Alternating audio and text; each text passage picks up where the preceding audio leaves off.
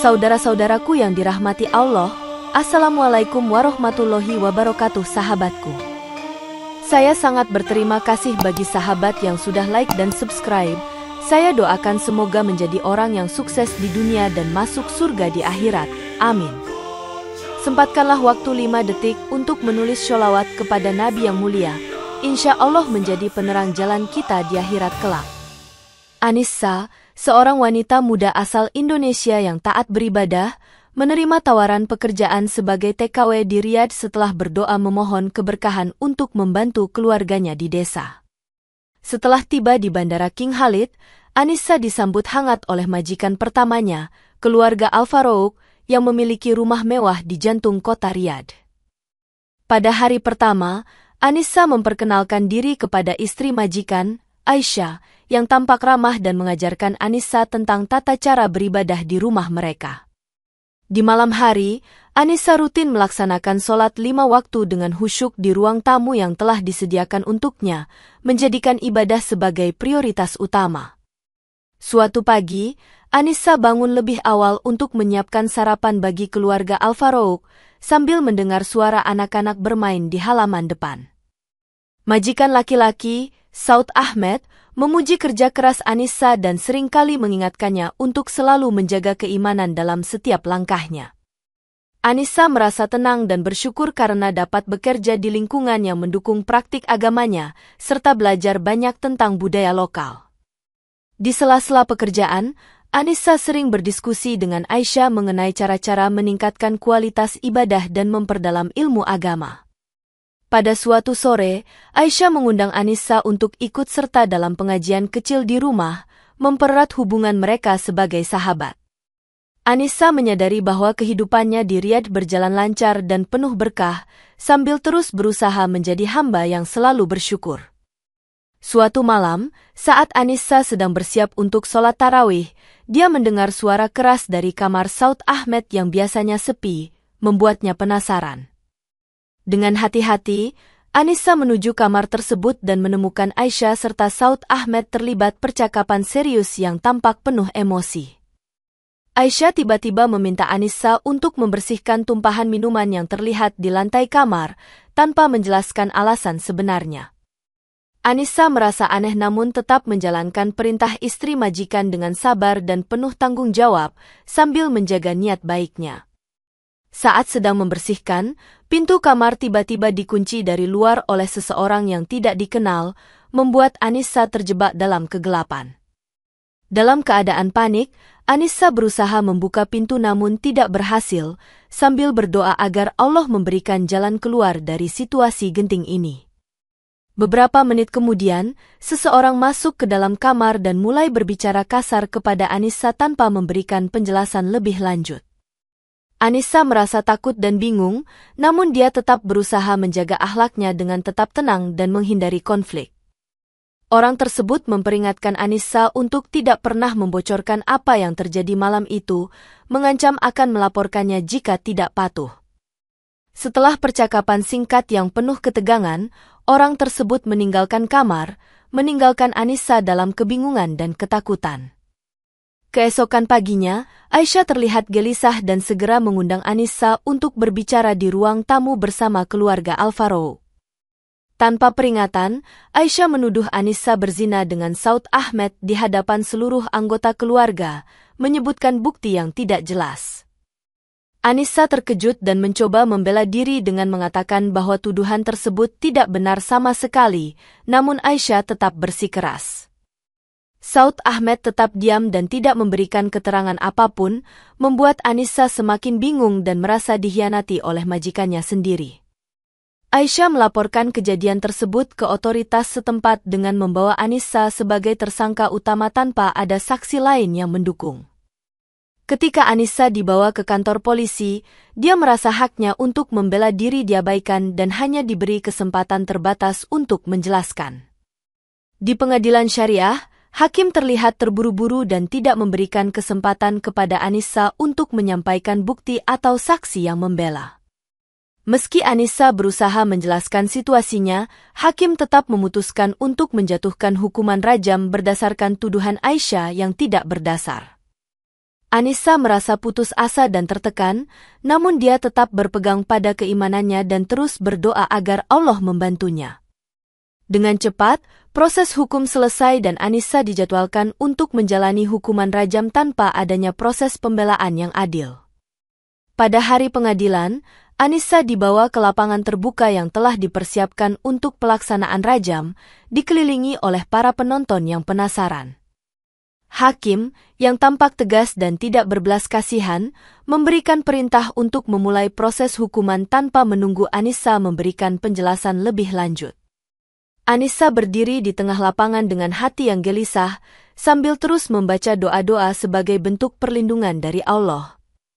Saat proses dimulai, Algojo pertama melemparkan batu dengan kekuatan penuh ke arah Anissa, namun batu tersebut pecah sebelum menyentuh tubuhnya. Penonton mulai terkejut dan berbisik, menyadari bahwa ada sesuatu yang luar biasa sedang terjadi di tengah-tengah mereka. Hakim tetap tidak percaya dan memerintahkan Algojo kedua untuk melanjutkan hukuman, meski ada tanda-tanda keajaiban yang jelas. Algojo kedua melemparkan batu yang lebih besar, namun batu itu juga hancur berkeping-keping sebelum mencapai Anissa, menyebabkan beberapa serpihan melukai penonton. Keriuhan mulai muncul di antara penonton, dengan sebagian orang mulai meragukan keputusan hakim dan mendukung Anissa. Aisyah dan keluarga Al-Farouq terlihat cemas, menyaksikan dengan campuran emosi antara ketakutan dan kebingungan. Anissa tetap tenang dan terus berdoa, berharap bahwa Allah akan melindungi dirinya dari ketidakadilan yang sedang berlangsung. Setelah kegagalan rajam pertama, hakim memutuskan untuk melanjutkan proses hukuman dengan menggunakan batu yang lebih besar dan lebih kuat. Anissa, yang masih berdiri di tengah lapangan, merasakan kehangatan matahari yang menyinari wajahnya sambil terus mengamalkan sholat. Algojo kedua bersiap melemparkan batu dengan lebih keras, namun sekali lagi batu tersebut pecah sebelum menyentuh tubuh Anissa, menambah keraguan di antara penonton. Beberapa orang mulai berbisik tentang keajaiban yang terjadi, mengingat cerita tentang ilmu rawarontek yang dapat melindungi orang yang tak bersalah. Hakim, yang mulai merasakan tekanan dari kerumunan yang semakin tidak tenang, tetap bersikeras untuk melanjutkan hukuman tanpa mengindahkan tanda-tanda aneh tersebut. Anissa merasa semakin terpojok, namun dia terus berpegang pada iman dan keyakinannya bahwa Allah akan membantunya melewati ujian ini. Para penonton mulai mendesak hakim untuk menghentikan hukuman, menyadari bahwa ada sesuatu yang tidak beres dengan proses pengadilan ini. Aisyah, yang masih menyaksikan dengan cemas, mulai merasakan kegelisahan dan mempertanyakan tindakannya sendiri yang telah menyebabkan situasi ini.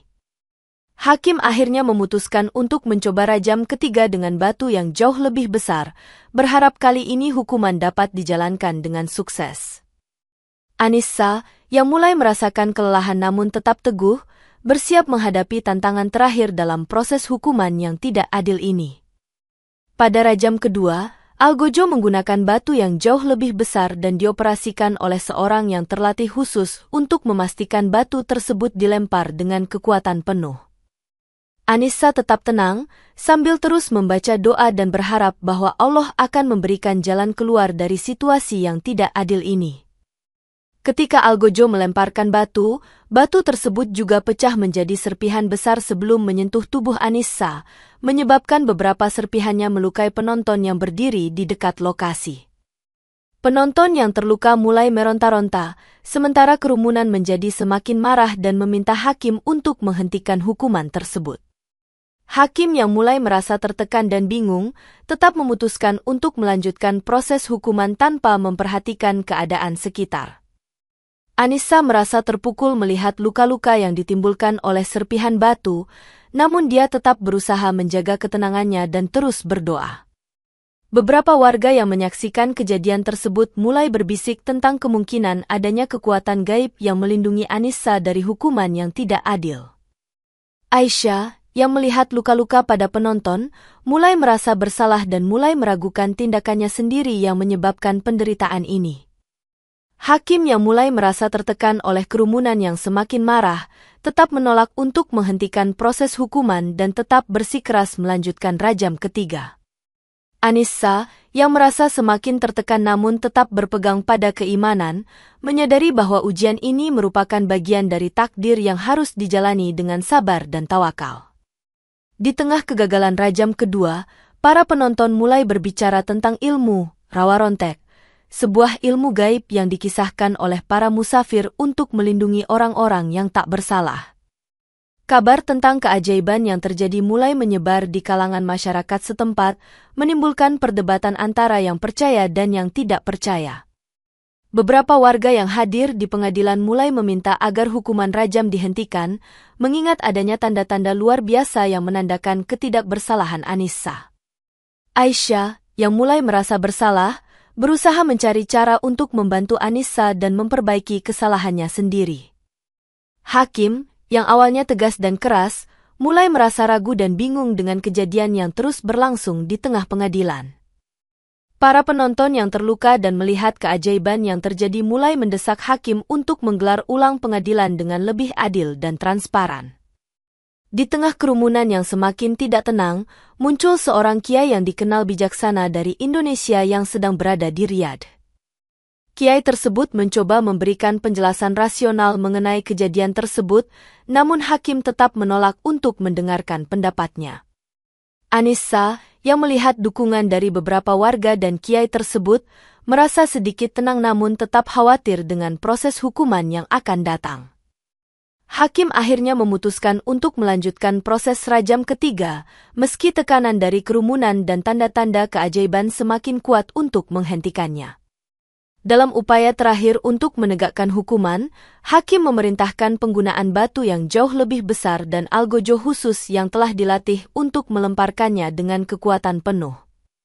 Anissa, yang sudah mulai merasa lelah namun tetap berpegang pada iman, bersiap menghadapi tantangan terakhir dalam proses hukuman yang tidak adil ini. Algojo khusus tersebut melemparkan batu dengan tenaga maksimal, berharap bahwa hukuman akan dijalankan sesuai dengan hukum yang berlaku. Namun, batu tersebut juga pecah sebelum menyentuh tubuh Anissa, menyebabkan percikan batu yang melukai lebih banyak penonton yang berdiri di dekat lokasi. Penonton yang terluka mulai marah dan semakin tidak tenang, dengan sebagian besar dari mereka mulai menuntut agar para hakim menggelar pengadilan ulang. Suasana di lapangan menjadi kacau, dengan teriakan dan desakan dari kerumunan yang merasa bahwa ada kekuatan gaib yang melindungi Anissa dari hukuman yang tidak adil. Aisyah, yang melihat penderitaan yang disebabkan oleh tindakannya sendiri, mulai menangis dan berusaha mencari cara untuk menebus kesalahannya. Hakim yang merasa tertekan dan bingung dengan kejadian yang terus berlangsung, akhirnya memutuskan untuk memanggil pihak berwenang dari Kedutaan Besar Indonesia. Kedutaan Besar Indonesia tiba di Riyadh untuk memastikan keadilan bagi Anissa dan meminta bukti konkret atas tuduhan yang diajukan. Dalam suasana yang tegang dan penuh harapan, Anissa menunggu keputusan yang akan menentukan nasibnya di tanah asing ini. Dengan meningkatnya kerusuhan dan ketidakpuasan di kalangan penonton yang terluka, para warga mulai mengorganisir protes massal di Riyadh untuk mendukung Anissa. Demonstrasi semakin meluas, dengan ratusan orang berkumpul di depan pengadilan syariah untuk menuntut keadilan dan pembebasan Anissa. Media lokal mulai memberitakan kasus Anissa secara luas, menarik perhatian publik dan menciptakan tekanan tambahan bagi pihak berwenang. Para demonstran membawa spanduk dan berteriak seruan agar Anissa dibebaskan serta agar pengadilan menghentikan hukuman yang tidak adil ini. Di tengah kerusuhan, seorang aktivis hak asasi manusia dari Indonesia tiba di Riyadh untuk memberikan dukungan dan advokasi bagi Anissa. Pemerintah Indonesia segera merespons dengan mengirimkan perwakilan kedutaan untuk berunding dengan otoritas setempat mengenai kasus ini.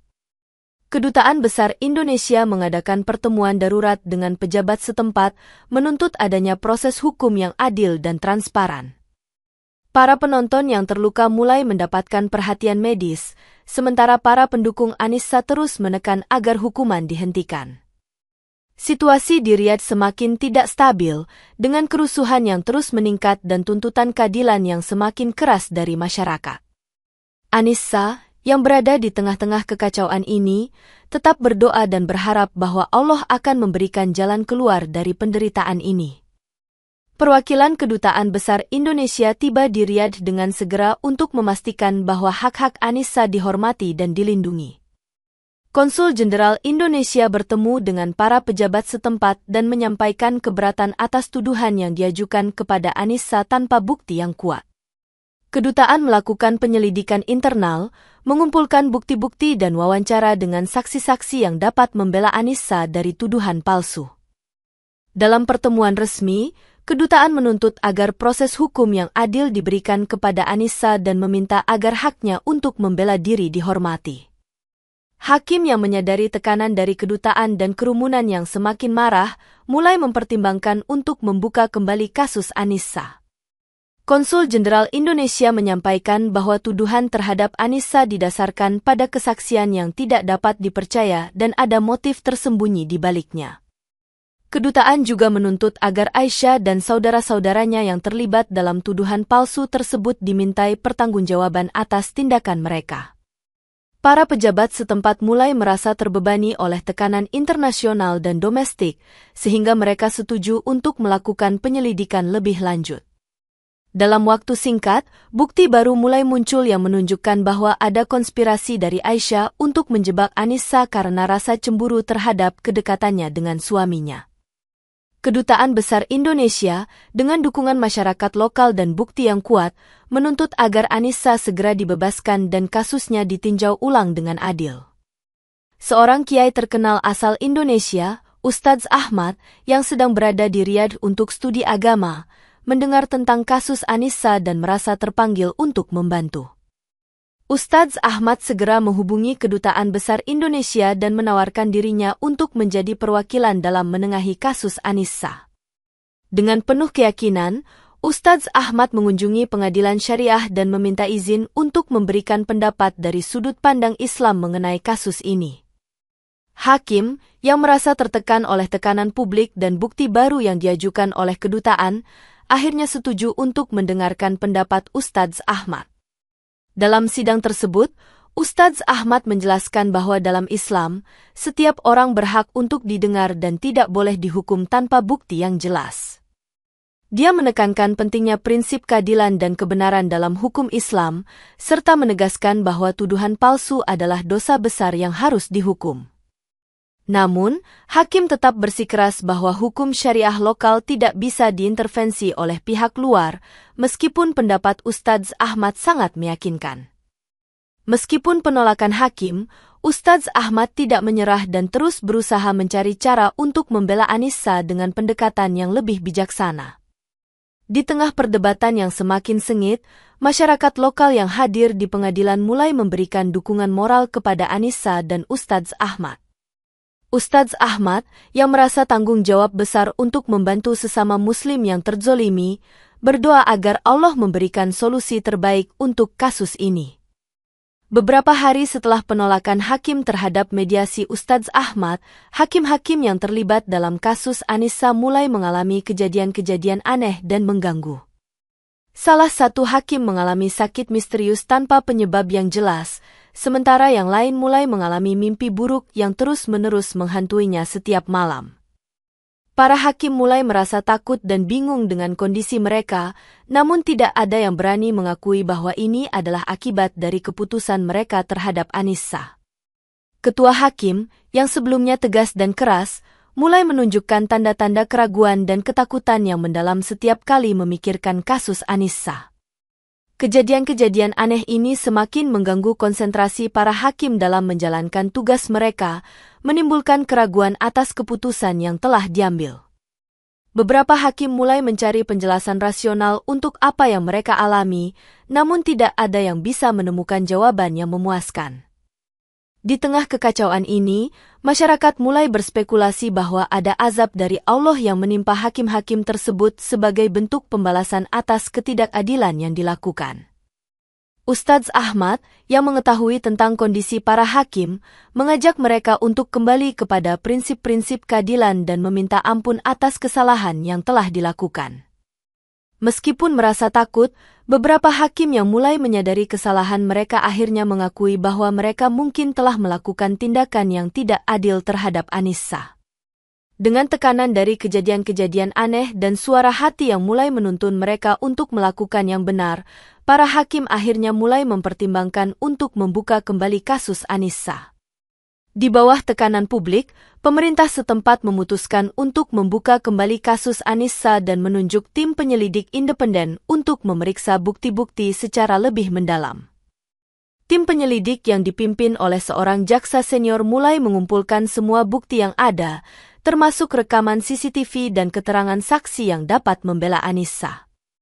Mereka menemukan bahwa Aisyah memiliki motif tersembunyi untuk menjebak Anissa, yaitu rasa cemburu yang mendalam terhadap kedekatan Anissa dengan suaminya. Rekaman CCTV menunjukkan bahwa pada malam kejadian, ada orang lain yang masuk ke kamar Saud Ahmed selain Anissa, yang menjadi bukti kuat bahwa Anissa tidak bersalah. Tim penyelidik juga menemukan bahwa istri majikan telah memanipulasi saksi-saksi untuk mendukung tuduhan palsu terhadap Anissa. Dengan bukti baru yang kuat, pengadilan memutuskan untuk membatalkan hukuman rajam yang telah dijatuhkan dan memulai proses pembebasan Anissa. Aisyah dan saudara-saudaranya yang terlibat dalam konspirasi tersebut ditahan dan dihadapkan pada proses hukum atas tindakan mereka yang memfitnah dan menjebak Anissa. Masyarakat lokal yang menyaksikan keadilan mulai merasa lega dan memberikan dukungan penuh kepada Anissa yang kini dinyatakan tidak bersalah. Anissa, yang akhirnya mendapatkan pembebasan, disambut dengan sorak-sorai dan tepuk tangan dari warga yang mendukungnya selama proses hukum yang panjang. Kedutaan Besar Indonesia, bersama dengan Ustadz Ahmad, menyambut Anissa dengan hangat dan memastikan bahwa dia akan mendapatkan perlindungan penuh selama proses ini. Mendengar tentang keajaiban dan ketidakadilan yang terjadi selama hukuman rajam, Raja Arab Saudi memutuskan untuk turun tangan dan memerintahkan pengadilan ulang untuk kasus Anissa. Raja juga memerintahkan penyelidikan menyeluruh terhadap hakim-hakim yang terlibat, termasuk dugaan penyalahgunaan kekuasaan dan ketidakadilan dalam proses hukum. Dalam pertemuan resmi, Raja menegaskan pentingnya keadilan dan kebenaran dalam sistem hukum negara, serta menentang segala bentuk penyelewengan. Tim penyelidik yang dipimpin oleh Raja mulai menyelidiki kasus ini dari semua sudut, memastikan bahwa tidak ada lagi ketidakadilan yang terjadi. Ustadz Ahmad, yang kini mendapatkan pengakuan lebih luas, diundang oleh Raja untuk memberikan pendapat dan saran mengenai proses hukum yang adil dan transparan. Raja juga mengirimkan delegasi dari Kementerian Agama untuk bekerja sama dengan tim penyelidik dalam mengungkap kebenaran di balik kasus Anissa. Pengadilan ulang digelar dengan kehadiran saksi-saksi baru yang mendukung pembebasan Anissa dan mengungkap konspirasi yang dilakukan oleh Aisyah. Proses pengadilan kali ini berjalan dengan sangat terbuka dan adil, memastikan bahwa setiap pihak mendapatkan kesempatan untuk membela diri dengan baik.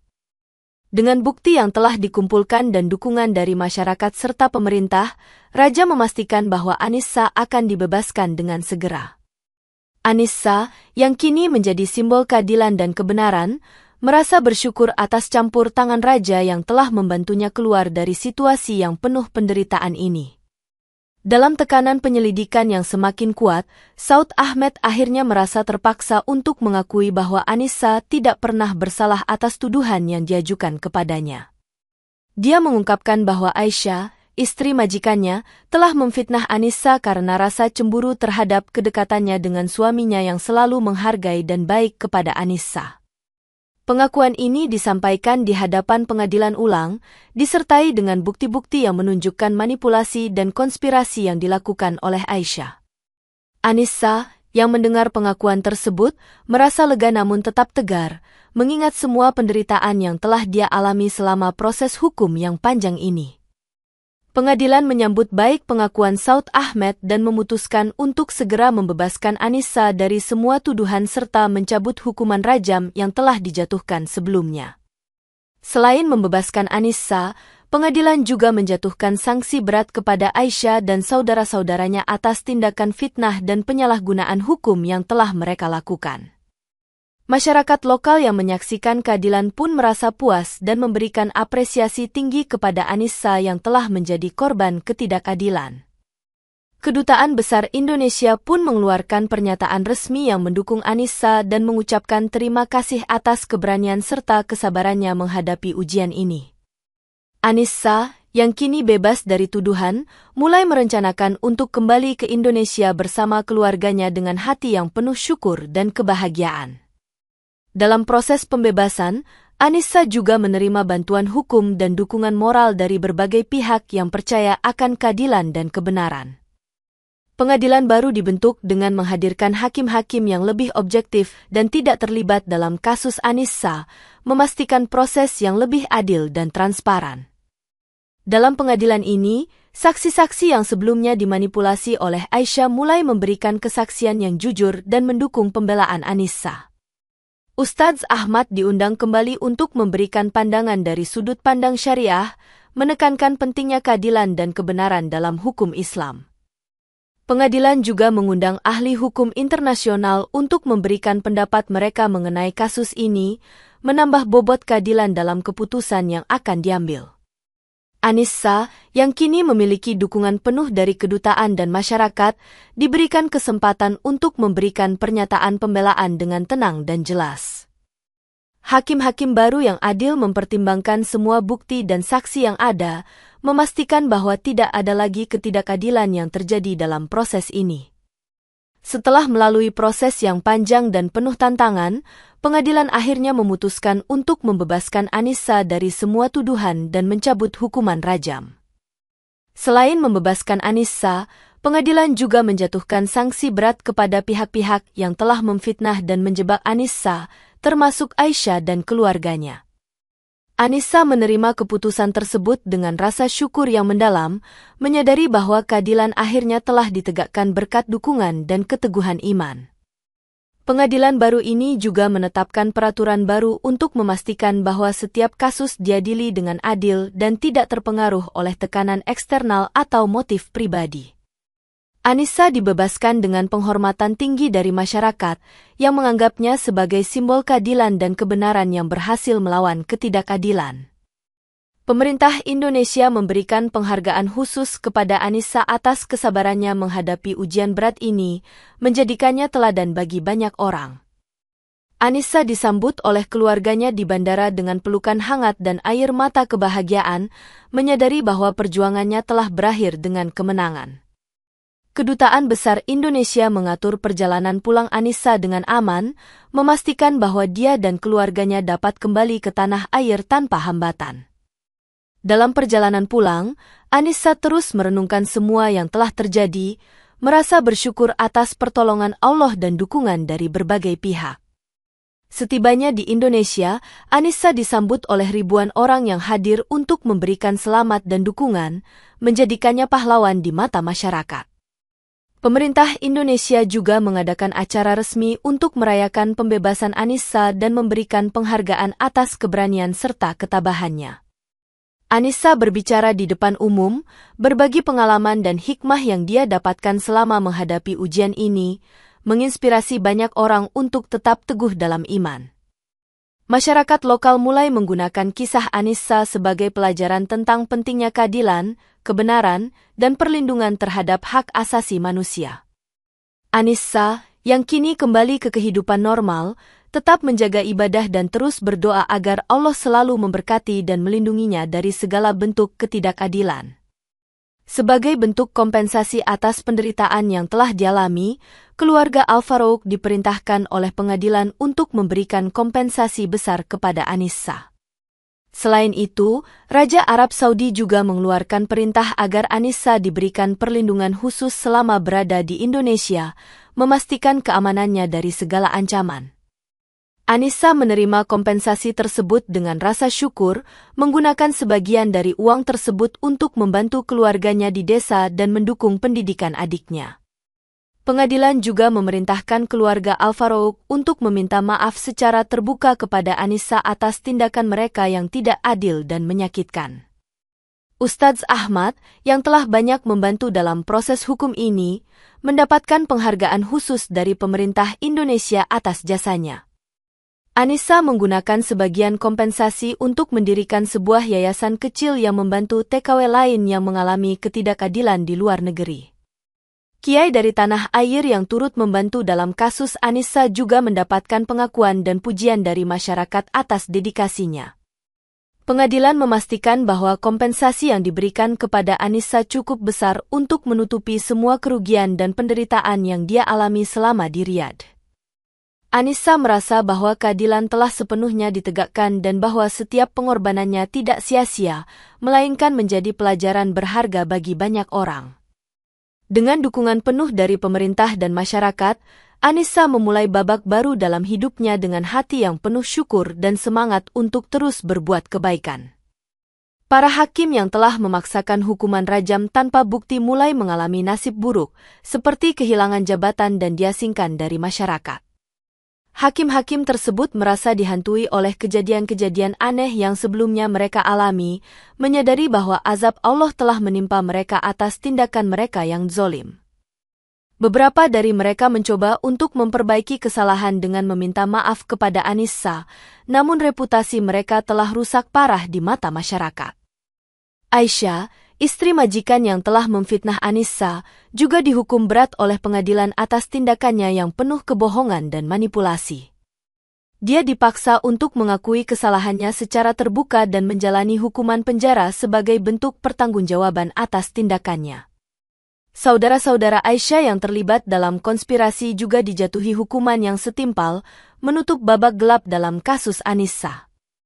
Masyarakat mulai memahami bahwa keadilan telah ditegakkan dan bahwa setiap tindakan zalim akan mendapatkan balasan sesuai dengan perbuatannya. Para hakim yang terlibat dalam kasus Anissa mulai merenungkan kembali tindakan mereka dan berusaha memperbaiki diri dengan kembali ke jalan yang benar. Raja Arab Saudi, yang telah memastikan bahwa keadilan ditegakkan, mendapatkan pujian dari masyarakat atas kepemimpinannya yang adil dan bijaksana. Anissa, yang kini bebas dari segala tuduhan dan penderitaan, merasa lega mengetahui bahwa keadilan telah sepenuhnya ditegakkan dan para pelaku ketidakadilan telah menerima azab mereka. Anissa kembali ke Indonesia dengan membawa pelajaran berharga tentang keadilan, keteguhan iman, dan pentingnya menjaga hak asasi manusia. Kisahnya yang penuh perjuangan dan keajaiban menjadi inspirasi bagi banyak orang, mengajarkan bahwa Allah selalu melindungi hambanya yang benar dan taat kepadanya. Anissa aktif berbicara di berbagai forum dan seminar, membagikan pengalamannya untuk membantu orang lain yang mungkin menghadapi ketidakadilan serupa. Yayasan yang didirikannya mulai berkembang, memberikan bantuan hukum dan dukungan moral kepada TKW yang mengalami kesulitan di luar negeri. Masyarakat Indonesia mulai lebih sadar akan pentingnya melindungi hak-hak pekerja migran dan mendukung mereka dalam menghadapi tantangan di luar negeri. Pemerintah Indonesia, terinspirasi oleh kasus Anissa, memperkuat regulasi dan program pendukung bagi TKW agar mereka lebih terlindungi dan diberdayakan. Anissa juga menulis buku tentang pengalamannya yang menjadi bestseller dan membantu menyebarkan pesan keadilan dan kebenaran ke seluruh negeri. Ustadz Ahmad, yang telah menjadi teman dekat Anissa, terus memberikan bimbingan spiritual dan dukungan dalam setiap langkahnya menuju kehidupan yang lebih baik. Anissa menikah dengan seorang pria yang mendukung dan mencintainya tanpa syarat, membangun keluarga yang harmonis dan penuh kasih sayang. Dengan segala pengalaman dan pembelajaran yang telah dia lalui, Anissa menjadi contoh nyata bahwa cahaya kebenaran selalu menang atas kegelapan ketidakadilan, dan bahwa iman serta kesabaran dapat mengatasi segala rintangan dalam hidup.